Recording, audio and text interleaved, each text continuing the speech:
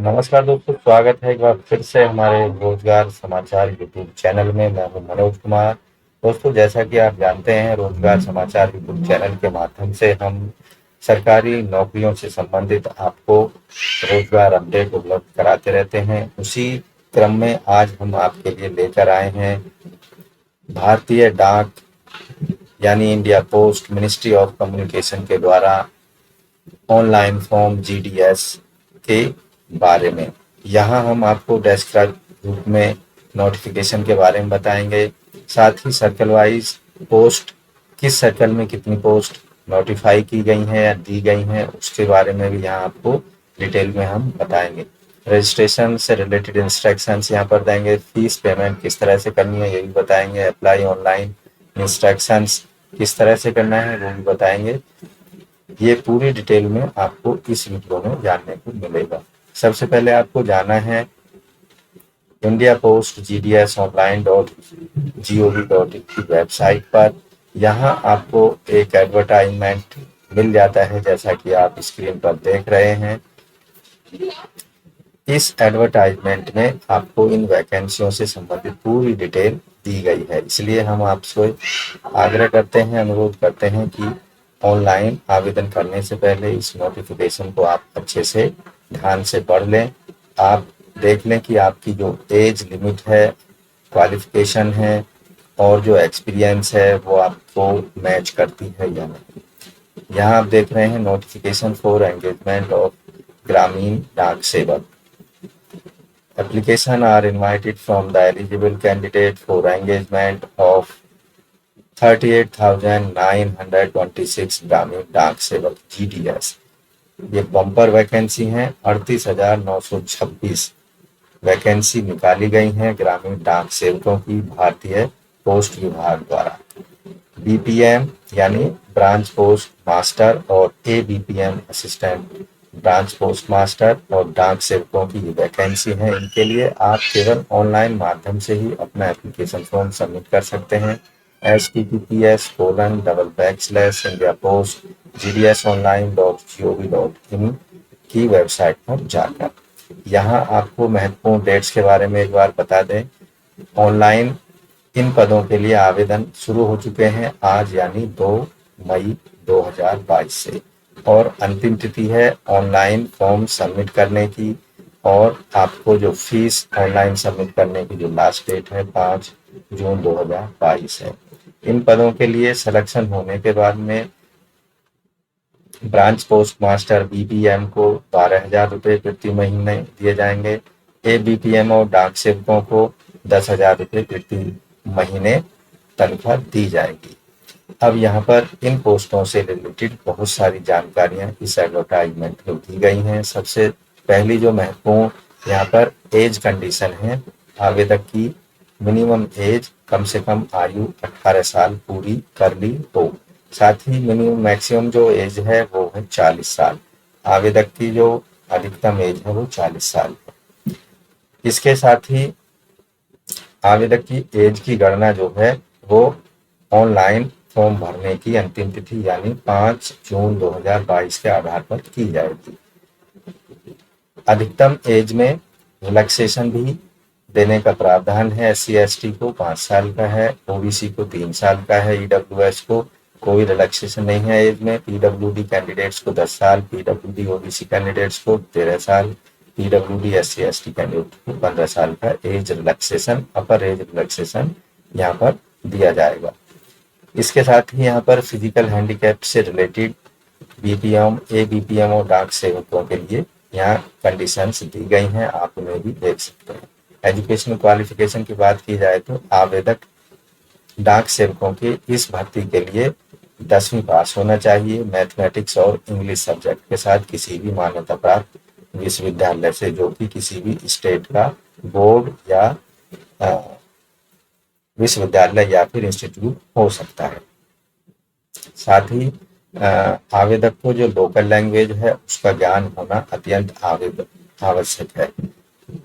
कहने का मतलब है कि आवेदक ने जो 10वीं क्लास पास की है उसमें 10वीं लेवल पर या 10th क्लास में कम से कम एक इलेक्टिव सब्जेक्ट के रूप में या कंपलसरी सब्जेक्ट के रूप में वहाँ की लोकल लैंग्वेज रही हो। साथ ही आवेदक को साइकिल चलाना आता हो या फिर स्कूटर या मोटरसाइकिल चलाने का ज्ञान भी होना चाहिए। इसके साथ अन्य कई सारी कंडीशंस यहाँ पर इन पदों से या और सिलेक्शन से रिलेटेड दी गई हैं। आप एडवर्टाइजमेंट को डिटेल में जरूर पढ़ लें और एक बार आश्वस्त हो जाएं कि आपकी जो टर्म्स कंडीशन है इन पदों के लिए उसे आप पूरी करते हैं। अगर पूरी करते हैं तो आप ऑनलाइन आवेदन 2 मई से लेकर 6 जून 2022 तक जरूर कर दें।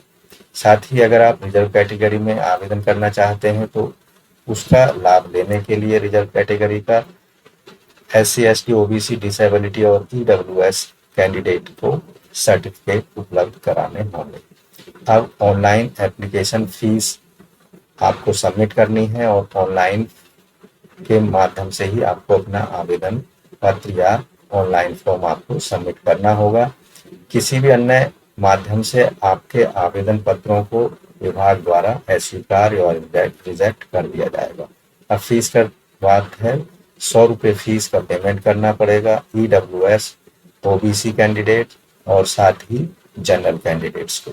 SC ST कैंडिडेट्स, सभी कैटेगरी की महिला कैंडिडेट और PWD कैंडिडेट को फीस से छूट दी गई है। वहीं जो ट्रांस वुमेन है, ट्रांसजेंडर वुमेन कैंडिडेट्स हैं, उन्हें भी फीस से छूट दी गई। हाउ टू अप्लाई, आपको अप्लाई करने के लिए विभाग की वेबसाइट पर जाना होगा। इंडिया पोस्ट GDS online.gov.in पर आपको जाना होगा। यहाँ जाने के बाद में आपके सामने एक पेज खुल जाता है कुछ इस तरह का, ऑनलाइन ग्रामीण डाक सेवक एंगेजमेंट।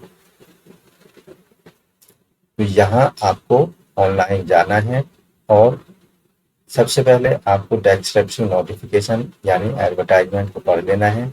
उसके बाद आप सर्कल वाइज पोस्ट कितनी कितनी दी गई हैं उनकी भी यहाँ पर डिटेल ले सकते हैं। यहाँ आप देखेंगे कि हर स्टेट में हर सर्कल के अकॉर्डिंग यहाँ पोस्ट दी गई हैं, उनकी कैटेगरी यानी अनरिजर्व की कितनी पोस्ट है, OBC की कितनी, EWS की कितनी, SC कितनी, ST कितनी, PWA, PWD, PWDC और PWDDE की कितनी कितनी वैकेंसी किस स्टेट में दी गई है, ये पूरा ब्यौरा आपको यहाँ पर देखने को मिल जाएगा। जैसे अगर दिल्ली की बात करें तो यहाँ पर आप देखेंगे जो लोकल लैंग्वेज है यहाँ की वो है दिल्ली की हिंदी, और यहाँ पर जो अनरिजर्व पोस्ट है वो 25 हैं, OBC की 10 हैं, EWS की 4 हैं, SC की 10 हैं, ST की 8 हैं। अन्य कैटेगरी की आप यहाँ देखेंगे इस तरह से वैकेंसी दी गई। अगर यहाँ बात करें हम उत्तर प्रदेश की तो उत्तर प्रदेश की लोकल लैंग्वेज हिंदी है और यहाँ टोटल जो अनरिजर्व कैंडिडेट की पोस्ट है 1189 है, EWS की 632 और SC की 191, OBC की 400, यहाँ पर देखेंगे आप EWS की है, OBC की 632, EWS की 191, SC की 421, ST की 452 यानी 52 और यहाँ पर ये OBC जो कैटेगरी से रिलेटेड हैं या फिर कहें कि सभी कैटेगरी के जितने भी PWD कैंडिडेट हैं उनकी यहाँ पर वैकेंसी दी गई हैं। टोटल पोस्ट हैं उत्तर प्रदेश में 2519 पोस्ट। तो इस तरह से यहाँ हर स्टेट वाइज और कैटेगरी वाइज पोस्टों की डिटेल आपको देखने को मिल जाती है। तो इसलिए हम आपसे अनुरोध करते हैं कि आप ऑनलाइन आवेदन करने से पहले एक बार डिटेल में एडवर्टाइजमेंट को जरूर पढ़ लें। जब आप रजिस्ट्रेशन करेंगे तो रजिस्ट्रेशन करने के लिए आपको पहले विभाग की वेबसाइट पर जाना होगा, इंडिया पोस्ट GDA.in पर जाकर आपको ऑनलाइन वाले फॉर्म पर जाना होगा। अब यहाँ देखेंगे कि ऑनलाइन रजिस्ट्रेशन वाला पहला स्टेप रजिस्ट्रेशन करना है। अगर रजिस्ट्रेशन भूल गए हैं तो आपको फॉरगेट रजिस्ट्रेशन पर क्लिक करना होगा। उसके बाद आपके सामने फॉरगेट रजिस्ट्रेशन फी ID वाला पेज ओपन हो जाता है। यहाँ एप्लीकेंट का नेम देना है, डेट ऑफ बर्थ देनी है और 10th पासिंग ईयर्स यहाँ पर सेलेक्ट कर लेनी है और सबमिट पर क्लिक कर देना है। तो इससे क्या होगा, आपका जो रजिस्ट्रेशन नंबर है या फी आईडी है जिसे आप भूल चुके हैं वो आपकी स्क्रीन पर आ जाएगी।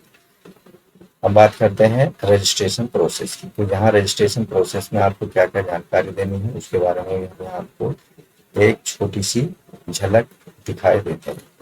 अब यहाँ देख रहे हैं ऑनलाइन ग्रामीण डाक सेवक एंगेजमेंट वाला जो पेज है वो ओपन हो चुका है, रजिस्ट्रेशन वाला पेज। यहाँ आपको अपना मोबाइल नंबर, ईमेल आईडी यहाँ पर देनी होती है।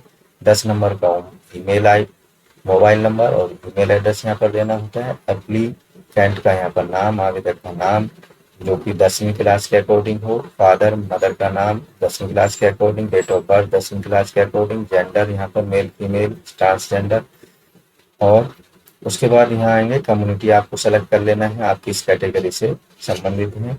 उसके बाद यहाँ नीचे आएंगे सर्कल इन विच 10th क्लास, आपने किस स्टेट से 10th क्लास पास की है उस स्टेट को यहाँ से सेलेक्ट कर लेना है।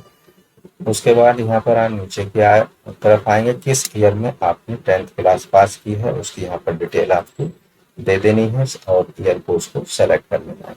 उसके बाद यहाँ पर जो दिया गया कैप्चा है उसको भर देना है और सबमिट वाले बटन पर क्लिक कर देना है। इससे आपके मोबाइल नंबर और ईमेल एड्रेस पर एक रजिस्ट्रेशन नंबर भेज दिया जाता है। उसका प्रयोग करके आप आगे का जो एप्लीकेशन फॉर्म है उसको कंप्लीट कर सकते हैं। अब बात करते हैं कि आप अपनी एप्लीकेशन फीस का पेमेंट किस तरह से करेंगे। तो यहाँ दो तरीके से आप अपनी फीस का पेमेंट कर सकते हैं। एक है ऑनलाइन मोड और दूसरा है ऑफलाइन मोड फीस पेमेंट। ये जो होगा ऑफलाइन फीस पेमेंट का जो आप करेंगे ये ऑफिस के माध्यम से होगा, पोस्ट ऑफिस के माध्यम से। तीसरा जो है स्टेप अप्लाई ऑनलाइन है, आप ऑनलाइन अप्लाई कर सकते हैं। और इसके साथ ही ऑनलाइन अप्लाई कर देने के बाद में एप्लीकेशन सबमिट हो जाने के बाद में एप्लीकेशन स्टेटस चेक कर सकते हैं। तो इस तरह से आपने ऑनलाइन इंडिया पोस्ट द्वारा जारी की जीडीएस के लिए आप ऑनलाइन फॉर्म भर सकते हैं। तो आज की वीडियो में बस इतना ही। आशा करते हैं जानकारी आपको अच्छे से समझ में आ गई होगी। इसलिए वीडियो को लाइक कर दें, अपने दोस्तों में जरूर शेयर कर दें। साथ ही अगर चैनल को अभी भी सब्सक्राइब नहीं किया है तो चैनल को सब्सक्राइब कर लें। हमारे चैनल का नाम है रोजगार समाचार। इस चैनल के माध्यम से आपको सरकारी नौकरियों से संबंधित अपडेट डेली बेसिस पर मिलते रहते हैं। इसलिए अभी चैनल को सब्सक्राइब करके घंटी के बटन को जरूर दबाएं, क्योंकि इस वीडियो के हम सेकंड पार्ट में आपके लिए लेकर आ रहे हैं कि आपको ऑनलाइन फॉर्म्स जीडीएस पोस्टों के लिए किस तरह से भरना है, कौन कौन से उसमें डॉक्यूमेंट्स आपको ऑनलाइन अपलोड करने हैं, फोटो किस साइज पर अपलोड करना है और सिग्नेचर किस साइज के अपलोड करने हैं। यहाँ हम आपको बता दें जो फोटो साइज है 50 KB जेपीईजी फॉर्मेट में होना चाहिए और जो सिग्नेचर साइज है वो मैक्सिमम 20 KB जेपीईजी फॉर्मेट में आप ऑनलाइन अपलोड कर सकते। तो मिलते हैं दोस्तों वीडियो के सेकंड पार्ट में। पूरी डिटेल में हम बताएंगे ऑनलाइन फॉर्म किस तरह से